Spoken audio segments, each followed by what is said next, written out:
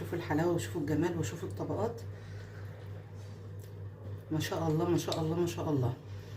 من حاجه سهله ومن حاجه حلوه موجوده عندنا في كل بيت. عملنا الحلو دوت اللي هيعجب ولادنا وهيبسطهم قوي. عايزين تعرفوا احنا عملنا ده كله ازاي؟ يلا بينا ندخل في الوصفه على طول ونبدا. بعد بقى ما وزعت الفاكهه بقى كلها، هبدا بقى ايه اصب عليها عصير البرتقال بالمنظر ده. حاولوا تغطي الفاكهه بالعصير، علشان الفاكهه الموز بطبيعته بيسود، والمشمش والخوخ، فانت علشان ما يسودوش منك تعمليهم. ولو انت هتقطعي وهتشتغلي بعد شويه اعصري على الفاكهه بتاعتك عصره ليمونه، علشان عشان الحاجه ما تسودش منك. زي ما انتوا شفتوا بقى كده وزعت العصير في كله.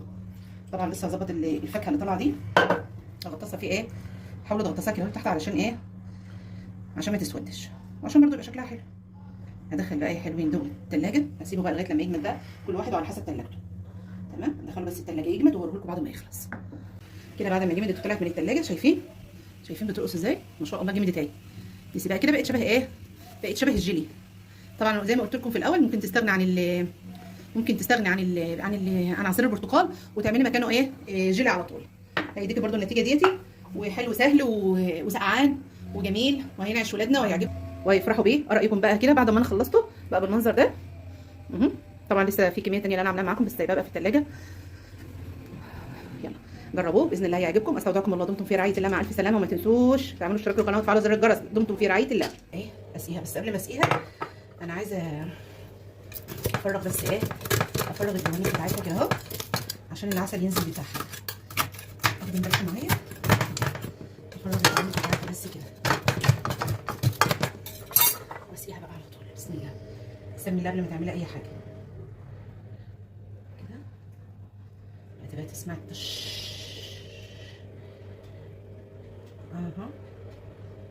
يا جماله يا جماله، يا حركاته يا تكاته يا امولها. ماشي، معايا كمان؟ معايا دي ربع كوبايه مربى، بس انا مش هاخدها كلها، بس هوزع بس العسل كده اول عشان ينزل حلو. بصوا بقى العسل كده حلو، بسقيها كلها كل ده وهي سخنه. معايا هنا معايا، بصي هحط معلقه مربى، معلقه كبيره كده، واشوف هحتاج ولا لا.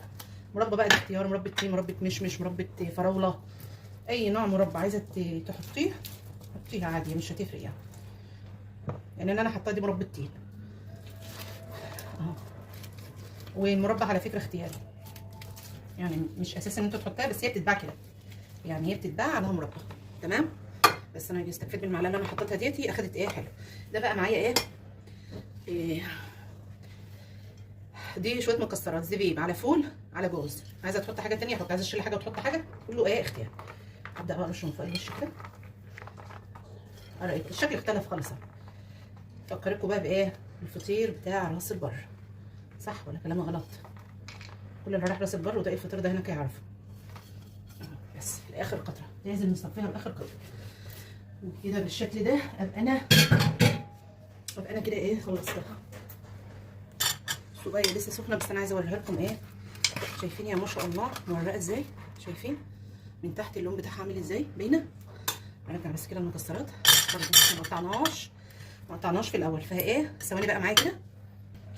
بصوا بقى ان انا نقلتها في طبق وقطعت معاكم. كل ده فكر ان التصوير شغال، بس طلع مش شغال، لان انا طبعا طلعتها نقلتها في طبق تاني.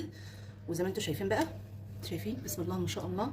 شوفوا التوريقه بتاعتها اهي، خلي بالكم هي لسه سخنه، بس انا حبيت بس اوريها لكم وهي لسه سخنه بقى ما تعملها. شوفوا ما شاء الله عليها، انا مش عارفه اقطعها دلوقتي خالص. نار، جربوها وباذن الله تعجبكم. كل اللي يجي راس البر وشافها ويحبها ويعملها، لانه ده اكيد اكيد اكيد يعني مليون المية. الاوريو بس المصري بتاعنا.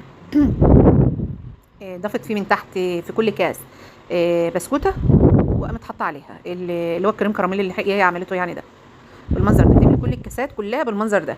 بعد كده بيسكوا النشه بتاعكم قبل ما تمشوا، علشان اولادكم ما يتلعبش في الحاجه. املي بقى الكاسات بتاعتك كده نصها، ما تمليش الكاس للاخر، خليه يعني 3/4 الكاس كفايه. في بولات، في مطابق، في اللي هم طواجن، برضو هتبقى حلوه جدا لو انت عملتها في الطواجن. والوصفه ديت لو انت جايلك ضيوف وجايلك يعني قالوا لك في نفس اليوم هيجوا، اوعدك مليون المية ان هي هتشرفك. هي طبعا ملت الكاسات كلها ودخلتها التلاجة لغايه لما تلجت خالص، جمدت يعني، وبقت ماسكه نفسها زي ما انتم شايفين كده. وبعد كده طلعتها بقى من التلاجة وقامت هتحط عليها ايه، على كل واحد من فوق بسكوت اوريو. بس نصيحه، قبل ما تدخليها التلاجة حطي البسكوت الاوريو من فوق والكريم كراميل لسه سخن علشان تطر البسكوته منك شويه، انما البسكوته كانت لسه مقرمشه زي ما هي. دي بقى من عندي بقى ديتي. لو انت عايزه بقى تحطي الصوص اللي هو الكراميل من فوق حطيه، عاوزه تضيفي اي نوع صوص تاني حطي، بس هي كده سهله وموفره ومش مكلفه قوي. وممكن تعملي طبقات بسكوته من تحت، بعدين كريم كراميل، بعدين بسكوت، بعدين كريم كراميل، بعدين بسكوت اخر حاجه. تمام. هي ديت كانت وصفه النهارده، وصفه سهله وسريعه وحاجه ساقعه تبرد على قلبنا في الحر اللي احنا فيه ده. يلا جربوها وان شاء الله تعجبكم. استودعكم الله، دمتم في رعايه الله. ما تنسوش تعملوا اشتراك للقناه وتفعلوا زر الجرس. اسم القناه بتاعتنا ملوك المطبخ المصري. ما تنسوش اعملوا اشتراك للقناه وشيروها. يلا استودعكم الله، دمتم في رعايه الله، مع الف سلامه. كده بعد ما دخلت الثلاجه وسقعت، شايفين مسكت خالص خالص خالص خالص اهي ما شاء الله. شايفين؟ تعالى بقى نفتح مع بعض كده ونشوف ونعمل بقى ايه. شوفوا شوفوا شوفوا شوفوا شوفوا شوفوا الجمال. شوفوا شوفوا شوفوا شوف بتلز وتبز ازاي. شايفين بتلز وتبز. تحفه والله العظيم، تحفه بامانه، تحفه. جربوها وباذن الله هتعجبكم وهتعجب ولادكم.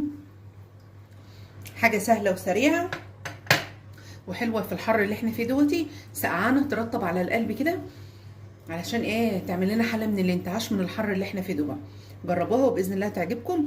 ويلا جيبي كده بالمنظر ده، هيديكي شكل جمالي تحفه. حتى تفتحي نفس ولادك عن كل حاجه ايه بياكلوها بالمنظر اللي انتوا شايفينه ده. والله اني لفنانه.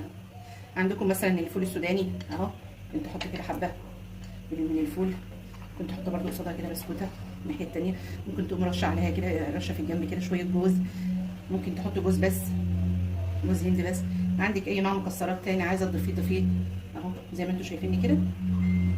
يعني مثلا هنا هعمل جوز هند بس اهو. ودايما خليكي وانت بتعملي زيني ايه، زيني الحاجه بشكل حلو علشان تعجب ايه، تعجب ولادك وتعجب اللي يجولك. لو عندك ضيوف جايين لك او عندك مناسبه او حاجه وانت عامله الحلو ده، يبقى شكله ايه، يبقى شكله جديد وشكله حلو. واخدين بالكم معايا؟ قولوا واخدين بالنا يا عموله. ممكن اعمل مثلا كده شويه فول برده، ممكن بقى ايه احط على الجوز، على الفول جوز بس، وبالشكل اللي انتوا شايفينه معانا ده كده. وايه قولوا لي بقى ايه رايكم. نبي يا بنتي امانه انت شاطره.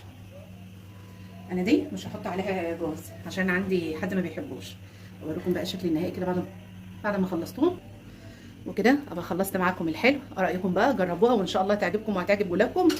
استودعكم الله، دمتم في رعايه الله، مع الف سلامه. وما تنسوش تعملوا اشتراك للقناه وتفعلوا زر الجرس. دمتم في رعايه الله.